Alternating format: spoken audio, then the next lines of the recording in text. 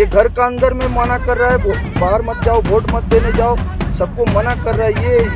ये सब का ये जवान है, ये सब बीजेपी का दलाल है सब।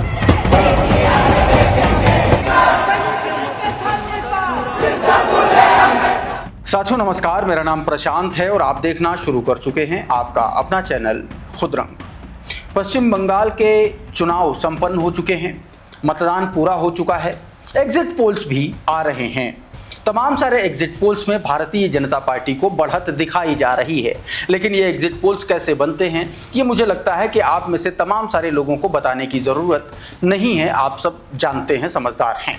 लेकिन आज जो मैं आपको खबर दिखाने जा रहा हूं वो मतदान के बाद और मतगणना के बीच का जो समय होता है उसमें किस तरीके से खेल होता है उसके बारे में आपको एक तस्वीर दिखाने जा रहा हूं, एक वीडियो दिखाने जा रहा हूं। ये वीडियो ज्ञानेश कुमार गुप्ता की तैयारियों को लेकर के उनके गाल पर एक बहुत बड़ा और झन्नाटेदार तमाचा है कि कैसे ईवीएम के साथ खेल होता है। आज मैं वो वीडियो आपको दिखाऊंगा, आपको एक तस्वीर दिखाऊंगा कि किस तरीके से सिक्योरिटी, उसकी जिम्मेदारी उन्हीं लोगों के सुपुर्द कर दी गई है ईवीएम की, जिन्होंने एक दल विशेष के खिलाफ लाठीचार्ज किया, ऐसे आरोप लग रहे हैं, वोट नहीं करने दिया। सीआरपीएफ का एक वीडियो मैं आपको दिखाऊंगा।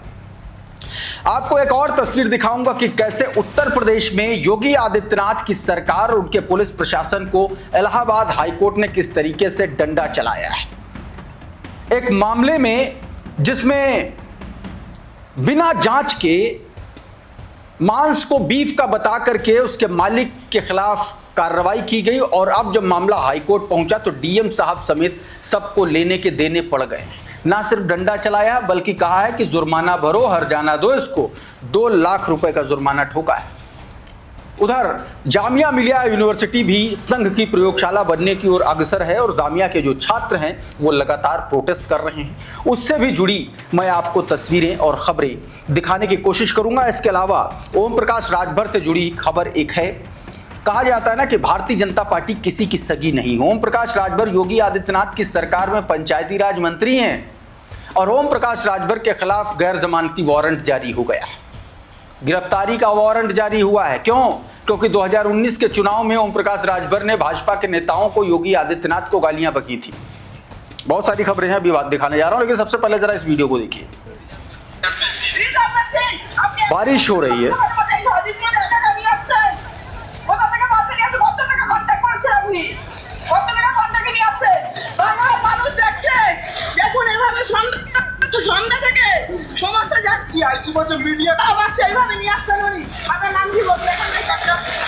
ये एक सेक्टर प्रभारी हैं, बारिश के बीच में ऑटो में भर करके तमाम सारी ईवीएम जितनी आ सकती हैं ऑटो में कहीं लेकर के जा रहे थे और बीच में इनको कुछ लोगों ने पकड़ लिया। अब सवाल ये उठता है कि बिना सिक्योरिटी के, बिना सुरक्षा के एक प्राइवेट ऑटो में इस तरीके से ईवीएम भर करके कहाँ ले जा रहे थे ये महोदय, क्यों ले जा रहे थे, किसके कहने पर ले जा रहे थे, इनका आका कौन है? हालांकि सब जानते हैं इनका आका कौन है और इनका आका किसके इशारे पर काम करता है।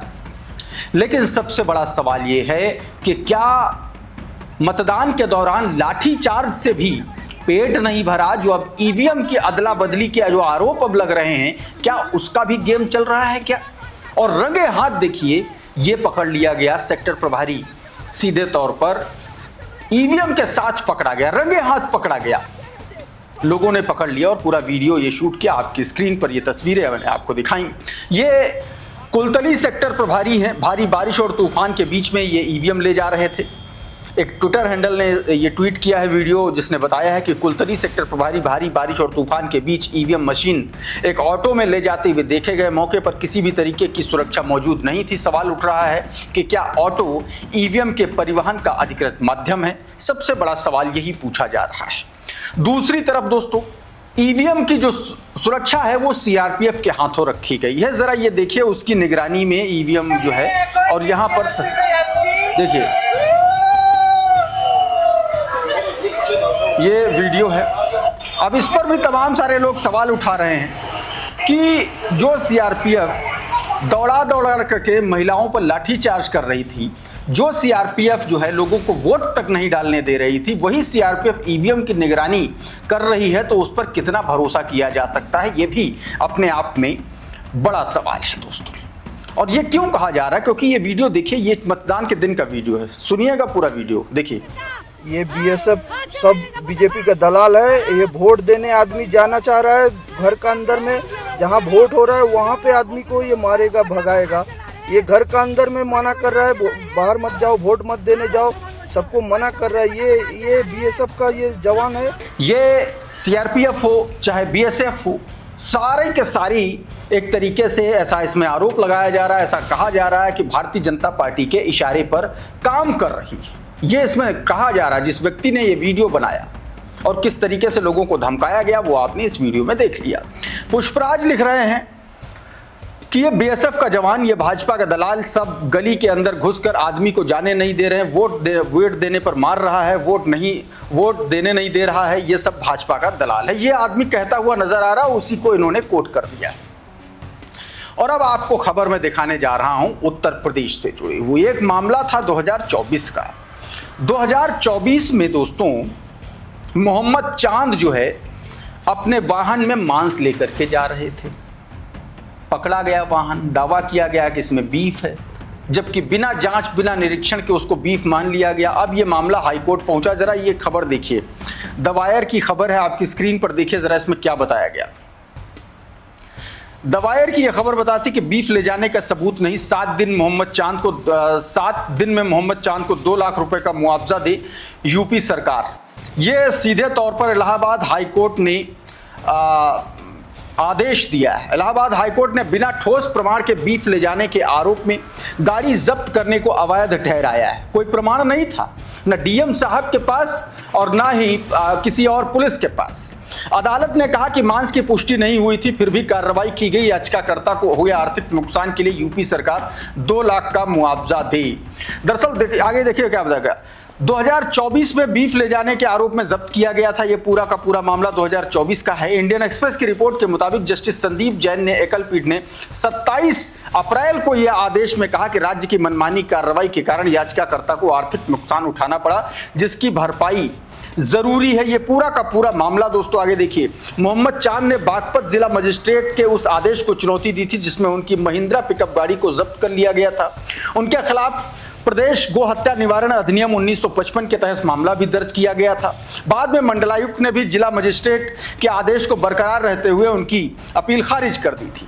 अब याचिका के अनुसार 18 अक्टूबर 2024 को बागपत पुलिस ने चेकिंग के दौरान चांद की गाड़ी से मांस बरामद करने का दावा किया था और उन्हें तथा एक अन्य व्यक्ति को गिरफ्तार किया था। पुलिस ने यह भी कहा कि कार्रवाई के दौरान आरोपियों ने फायरिंग की, जिसके आधार पर हत्या के प्रयास और सशस्त्र अधिनियम के तहत भी केस दर्ज किए गए। मांस की पहचान पर सवाल उठे। पशु चिकित्सक की रिपोर्ट में मांस के स्रोत को लेकर के कोई स्पष्ट निष्कर्ष नहीं दिया गया। उनका कहना था कि यह साबित करने की जिम्मेदारी अभियोजन की है, बरामद मांस गाय का है। जब तक यह संदेश से परे है, साबित न हो तब तक गाड़ी जब्त करना गैर कानूनी है। मतलब सोचो किस तरीके से रस्सी को सांप बनाती है उत्तर प्रदेश की पुलिस और प्रशासन। गाड़ी जब्त की गई, मांस की पुष्टि नहीं हुई कि गौमांस है, उसके बावजूद गिरफ्तार किया गया। फायरिंग करने की झूठी फिल्मी कहानी रची गई और उसके बाद में गाड़ी जब्त कर ली गई। अब इलाहाबाद हाईकोर्ट ने दूध का दूध पानी का पानी कर दिया और योगी सरकार के पुलिस प्रशासन के गाल पर इतना करारा तमाचा जड़ा है। लेकिन वही बात है कि आदत पड़ गई है तो करे भी तो क्या करे। सीधे तौर पर कोर्ट ने कहा है 2 लाख का मुआवजा दो, आर्थिक नुकसान हुआ है। अब इसी को लेकर के दोस्तों सचिन गुप्ता देखिए क्या लिख रहे हैं। इलाहाबाद हाईकोर्ट ने यूपी सरकार पर 2 लाख रुपए का जुर्माना लगा करके उसे याचिकाकर्ता मोहम्मद चांद को देने का आदेश दिया है। बागपत पुलिस ने 18 बेसिकली इसमें पूरी कहानी वही इन्होंने बताई। इस बीच एक और खबर कहते हैं कि भाजपाई किसी के सगे नहीं है। अपने ही मंत्री को जेल भिजवाने का पूरा प्रबंध भाजपा ने करवा दिया। एक आदेश जारी, हालांकि ये सब कोर्ट की तरफ से है लेकिन मामला भाजपा से ही जुड़ा हुआ है, इसलिए ऐसा कहा जा रहा है। ये देखिए ये वारंट निकला है। ये ओम प्रकाश राजभर जो पंचायती राज मंत्री हैं उत्तर प्रदेश की योगी आदित्यनाथ की सरकार में, उनके खिलाफ जो है वारंट जारी हुआ है, वो भी गैर जमानती वारंट। अब इसमें यह कहा गया है कि लोकसभा चुनाव 2019 में ओम प्रकाश राजभर ने भारतीय जनता पार्टी के नेताओं को गालियां दी थी, उन्हें जूता मारने की धमकी दी थी। राजभर ने ये सब चुनावी मंच से कहा था, उसके खिलाफ इसको लेकर के उनके खिलाफ मामला दर्ज हुआ था। तब वो सपा में थे और अब वो भाजपा में आ चुके हैं। लेकिन बावजूद इसके अब भारतीय जनता पार्टी के इन मंत्री साहब पर, हालांकि सुभाषपा के नेता हैं, गठबंधन की सरकार में हैं, इनके खिलाफ अब गिरफ्तारी की तलवार इनके ऊपर लटक रही है। इस बीच दोस्तों जामिया मिलिया यूनिवर्सिटी जो है वो भी आरएसएस की प्रयोगशाला बनने की ओर अग्रसर है। जबरदस्ती एक आयोजन कराया गया आरएसएस का, लेकिन उसके खिलाफ जामिया के तमाम सारे स्टूडेंट लामबंद हो चुके हैं। जरा ये वीडियो देखिए,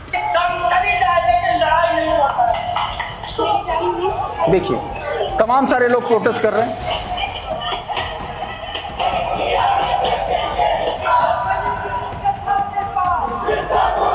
देखिए तमाम सारे लोग प्रोटेस्ट कर रहे हैं आरएसएस के इस कार्यक्रम के खिलाफ, और कुछ वीडियो ऐसे भी हैं जिनको लेकर के उनसे मारपीट भी की जा रही, छात्रों से धक्का मुक्की भी की गई है। सीधे तौर पर कहा गया कि जामिया जो है वो आरएसएस की शाखा नहीं है।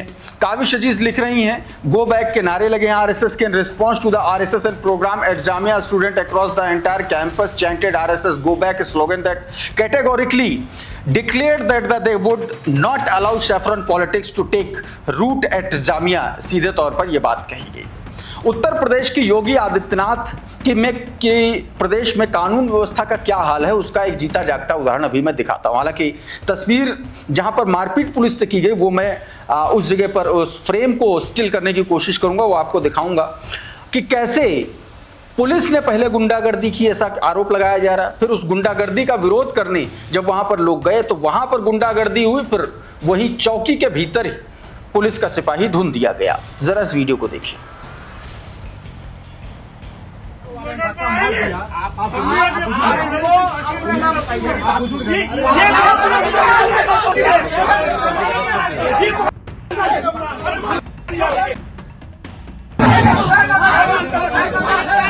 ये सब कुछ चौकी के भीतर हुआ। दरोगा जी मिन्नतें कर रहे हैं, पुलिस का सिपाही पीट दिया जाता है, और ये उत्तर प्रदेश की कानून व्यवस्था है। सवाल ये है कि इसके लिए जिम्मेदार कौन है।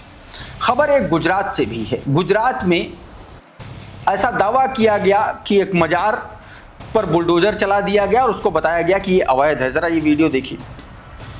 ये 3 दिवसीय बुलडोजर अभियान से हड़कंप मचा। बताया गया कि द्वारका नगर पालिका क्षेत्र में सर्वे नंबर 32 और सर्वे नंबर 34 से अतिक्रमण हटाया गया। धार्मिक स्थलों, ये मुसलमानों का धार्मिक स्थल बताया गया जहां पर जो है इस पर बुलडोजर चला है।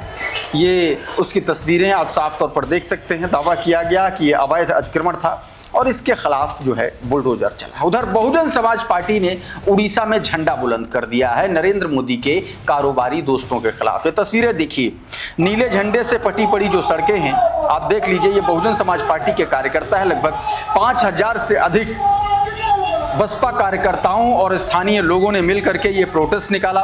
ये प्रोटेस्ट दोस्तों आदित्य बिरला रिफाइनरी के खिलाफ है, जो उड़ीसा के काशी रागुड़ा में आयोजित एक तरीके से मौजूद है। और वहां पर माफ कीजिएगा, रायगढ़ जिले के काशीपुरा ब्लॉक में स्थित है और आदित्य बिरला की ये रिफाइनरी, और उसके खिलाफ ये लोग प्रोटेस्ट कर रहे हैं। दावा किया जा रहा है कि ये रिफाइनरी जो है उनके एक तरीके से स्थानीय लोगों के लिए खतरनाक साबित हो रही है। दूसरी तरफ नरेंद्र मोदी की रैली में किस तरीके से जबरदस्ती लोगों को बुलाया गया, फिर जब बैठे बैठे लोग बोर हो गए, वहां से जाने की कोशिश करने लगे तो उन्होंने जाने नहीं दिया गया। इन शॉर्ट ये कह सकते हैं कि नरेंद्र मोदी की रैली में उत्तर प्रदेश में भारतीय जनता पार्टी की योगी आदित्यनाथ की सरकार में एक तरीके से महिलाओं को उस रैली स्तर पर ही बंधक बना लिया गया। देखिए जरा। जाना चाहते हैं लेकिन जाने ही नहीं दे रहे। बताइए, ये है मोदी जी, जाने नहीं दे रहे। अब अपने घर में ना जाए, जबरदस्ती भाषण सुनना पड़ रहा है। बताइए, लोग घर जाने के लिए परेशान हैं, महिलाएं यहाँ पर, और उनको जाने नहीं। तो ये भारतीय जनता पार्टी का चाल चरित्र और चेहरा है और अक्सर सामने आता रहता है। इस वीडियो में बहरहाल इतना ही। बहुत बहुत शुक्रिया, बहुत बहुत धन्यवाद। आप जुड़े रहिए आपके अपने चैनल खुदरंग के साथ। नमस्कार।